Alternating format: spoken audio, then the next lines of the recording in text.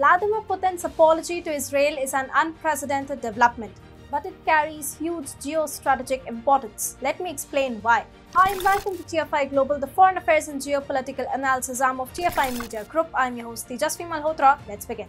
Russian Foreign Minister Sergei Lavrov gave rise to a diplomatic sandstorm when he remarked to an Italian news outlet that Adolf Hitler had Jewish blood, and that most often the worst anti-Semites are in fact Jews. Lavrov made the comments in an attempt to justify Russia's invasion of Ukraine and its goal to denazifying the country, although Ukrainian President Volodymyr Zelensky is himself a Jew. Ties between Israel and Russia dipped to a startling low following the incendiary remarks of Sergei Lavrov that at best stemmed from a conspiracy theory relating to a gap in Hitler's pedigree.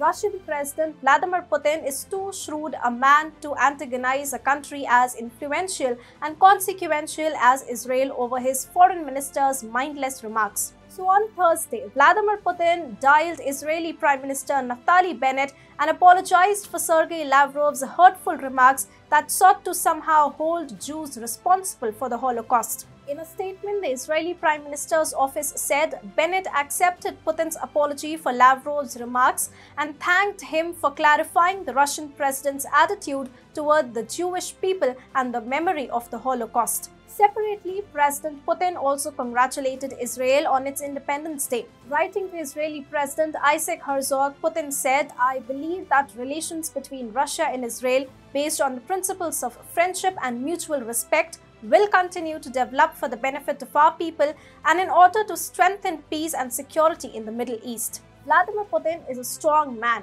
He is not known to allow Russia to be seen on the defensive or as a country looking to engage in damage control. Putin is said to be a stern man who cannot be bullied into bending the knee, even when Russia is at fault. That's where the problem lies. Vladimir Putin's rightful apology to Israel could not have come at a better time.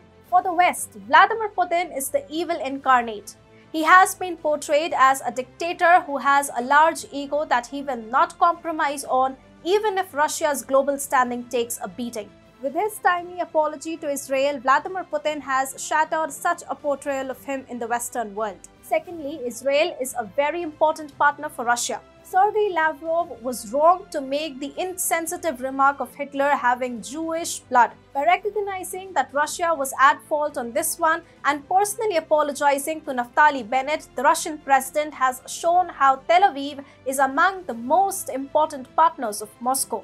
Israel has maintained a neutral stance since the war in Ukraine broke out. It has refused to join the Western bandwagon of nations that have made it their mission to demonize Russia without any historical context of why Ukraine finds itself in the precarious situation it is in.